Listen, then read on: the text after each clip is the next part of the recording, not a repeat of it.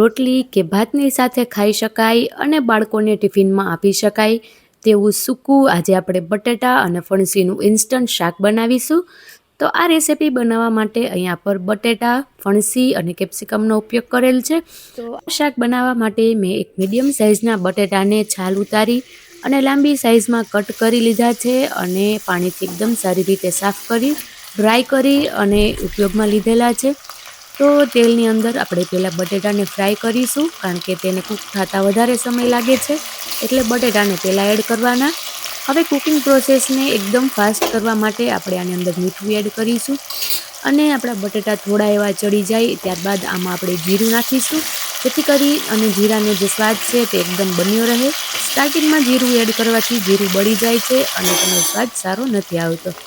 અહીંયા પર બટેટાને આપણે ઢાંકી અને 2 મિનિટ સુધી કૂક કરી લઈશું, જ્યાં સુધી આપણા બટેટા એકદમ સોફ્ટ, બહારથી એકદમ ક્રિસ્પી અને અંદરથી એકદમ સોફ્ટ થઈ જાય ત્યાં સુધી આપણે બટેટાને કૂક કરવાના છે.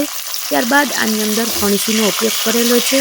જો તમે ઈચ્છો તો બટેટા અને ફણસી સરખા પ્રમાણે ઉપયોગમાં લઈ શકો છો. અહીંયા પર મેં જેટલા બટેટા લીધા છે તેના અડધા ભાગની ફણસી લીધી છે. હવે જો આ સ્ટેજ ઉપર તમને એવું લાગે કે તેલ વધારે છે તો તેલ કાઢી નાખવાનું. અહીંયા પર મેં ઘણું એવું તેલ કાઢી નાખ્યું છે. ત્યારબાદ આની અંદર હળદર અને સ્વાદ પ્રમાણે થોડું એવું મીઠું મને ઓછું લાગ્યું તો મીઠું એડ કરેલું છે. તો ઘણીવાર આપણે બાળકોને શાક રોટલી ટિફિનમાં આપતા હોઈએ, પણ જો બેગ ખરાબ થઈ જાય તો આ રીતની સૂકી શાકભાજી આપવી બાળકોને ખૂબ જ સારી લાગે છે. અને જો તમે કઠોળનું શાક બનાવ્યું હોય તો તેની સાથે કોઈ પણ એક ઇન્સ્ટન્ટ શાકભાજીની રેસીપી બનાવવી હોય તો સાઈડ ડિશ તરીકે પણ આનો ઉપયોગ કરી શકાય છે. ખાવામાં ખૂબ જ ટેસ્ટી લાગે છે. મારા ઘરે અઠવાડિયામાં 2 થી 3 વખત આવા અલગ અલગ પ્રકારના સૂકા શાક જરૂરથી બને છે. હવે આની અંદર થોડા ચીલી ફ્લેક્સ એડ કરીશું અને જ્યારે આપણી ફણસી અને બટેટા 90% કૂક થઈ જાય ત્યારે આપણે આની અંદર કેપ્સિકમ એડ કરવાના છે. કેપ્સિકમ થોડાક ક્રન્ચી હોય તો ખાવાની ખૂબ જ મજા આવે છે, એટલે એને લાસ્ટમાં એડ કરીશું. હવે આ શાકને એકદમ ટેસ્ટી બનાવીશું મેગી મસાલાની સાથે.